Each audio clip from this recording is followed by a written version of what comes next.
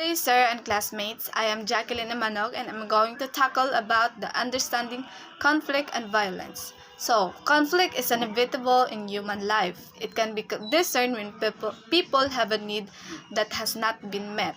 It can be constructive or destructive if it is not properly directed towards attainment of interest or goal.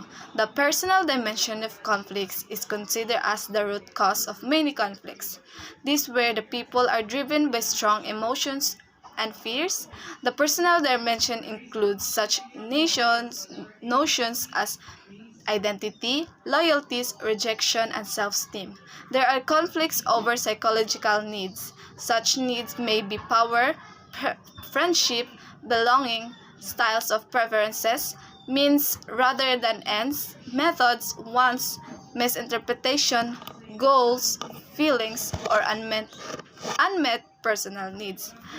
Clashes over such needs are often played out over material things. These conflicts are mostly unclear, intertwined with values and resources, and therefore difficult to deal with. Human needs are the integral parts of human beings. They are basic requirements for human development, inherent drives for survival and development, and a powerful source to explain the motivation for individual behavior and social interactions. Basic human needs are universal. All people of all times, race, and culture share the same fundamental basic or biological needs: foods, water, and shelter. The other categories of needs are psychological or relate to personal growth and development. They are sometimes described as the more complex needs for safety, security, self-esteem, and personal fulfillment. These needs center of center on the capacity to exercise choices in all aspects of one's life. They describe the desire to have one's identity and cultural values accepted as legitimate and explain the wishes to be granted the ability to participate in civil society and be subject to distributive justice. So human needs are associated with a fundamental drive in human beings. All individuals strive to satisfy their immediate needs as their satisfaction leads to healthier and more capable human beings. When felt needs are not met, this may result in a deep sense of frustration coupled with strong drive towards meeting them. So unmet needs bear the potential to lead the individual into conflict. The inability to satisfy the immediate human needs of the population can lead to instability and forced change. Many ongoing national or regional conflicts are caused by the lack of satisfaction of fundamental human needs such as food, water, and shelter. Personal causes of conflicts are intrinsically linked with cultural values. This includes ideology, religion, moral, aesthetic, and political values. These values are something that you are willing to fight for. They define what are right and wrong, what one can or cannot do. Conflicts that escalate are often embedded in either the dimension of value or the personal dimension, as these dimensions are non-negotiable. So the goal is to reach a greater understanding of the other party's position. When one understands the reasons and background for another person's values, they are much easier to accept or tolerate.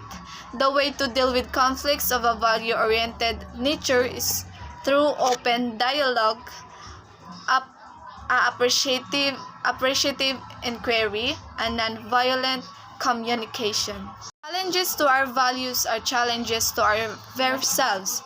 We respond to them with the most deep-seated defensiveness. In the midst of conflict that involve value differences, it is most difficult to abandon old patterns and choose to make new responses. Often a mutual acknowledgement that each person perceives the immediate situation very differently creates a climate for change. Value conflicts arise over ideological differences in what individuals, groups, parties, or organizations believe in a paramount of sacred to their existence. Values cannot be compromised, but they might change or over time due to various influences.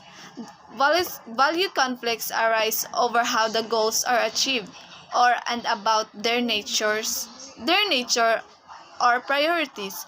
Actual or perceived differences in value do not necessarily lead to conflict. It is only when values are imposed on individuals or groups and these people are prevented from upholding their previous value systems that conflict arise. Value conflicts and religious conflicts in particular are often intertwined with other types of conflicts. In reality, personal dimensions are always intertwined with other dimensions. When two colleges are in conflict over an office space, it may seem like an instrumental conflict, but at the same time, it may root it in interest and a fight for what one party considers justice, power, or the need to be recognized. On the other hand, the structural dimension of conflict surrounds or encompasses the other causes of conflict. This is external framework that we live and work under. This includes legislation, ownership, and organizational structure. The structural dimension is not alterable directly by conflict resolution between conflicting parties, but the work done dealing with a specific conflict may illuminate areas of the structural dimension that need attention or in order to prevent future conflicts. The courses of action available when dealing with conflicts weighted in the structural dimension are, for example, to influence decision makers through grassroots movements or the use of other such democratic rights. Structural conflict is caused by an equal or unfair distribution of power and resources, time constraint, destructive patterns on interaction, and unfavorable geographic or environment factors contribute to structural conflict. So as you can see in the illustration, it is always the conflict, incident, tensions, conditions favorable to conflict. So there are different causes of conflict. First is the stereotype, and it refers to the negative opinion about a person or group based on incomplete knowledge. It is a false or misleading generalization about groups held in a manner that renders them largely, though not entirely, immune to counter evidence. And there are types of stereotypes. First is the religious stereotype and it is formed about the values and customs in minority religions.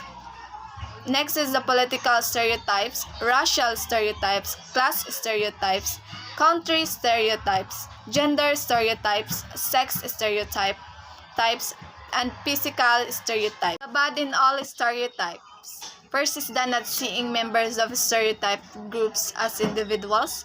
Next is the blindness of internal variety of stereotype group. And last is the moral distancing. And the differential badness of stereotype dependent on their context. Content. First is the explicit content of stereotypes. Historical association and cultural meaning of stereotype content. The best known way to change people's stereotypes is to continually provide new information in different ways that contradict the stereotype and promote intergroup contact. And the next is the second is the prejudice. It is the negative feeling or attitude towards a person or a group even if it lacks basis. It is an opinion, usually negative, that is not founded in experience or reason. Prejudice was simply equated with racism. Different types of prejudice. First is the racism, the belief that one's own cultural or racial heritage is innately superior to that of others, hence the lack of respect or appreciation for those who belong to a different race. And next is the sexism, a system of attitudes, actions, and the institutional structure that subordinates women on the basis of their sex. Next is the heterosexism, a negative attitudes towards lesbians and gay men. Next is the classism, distancing from the perceiving the poor as the other. Linguicism, a negative attitude members of dominant language groups hold against non-dominant language groups. Ageism, negative attitude held against the young or the elderly. Lookism is a prejudice against those who do not measure up to set standards of beauty. Religious tolerance, prejudice against those who are followers of religions other than one's own. Next is the discrimination, and it refers to negative action towards member of a specific social group that may manifested in avoidance, aversion, or even violence. Thus, stereotypes, being negative beliefs about a group, can form the basis for prejudicial feelings, which in turn may lead to negative action or to discrimination. And there is already a law of discrimination, and it is the Discrimination Act of 1991, Convention on the Elimination of All Forms of Violence Against Women, or CEDAW. And next is the oppression. It is as described as exercise of tyranny by a ruling group. It is when people reduce the potential for other people to be fully human by treating badly, denying people language, education, and other opportunities that might make them become fully human in both mind and body. Thank you.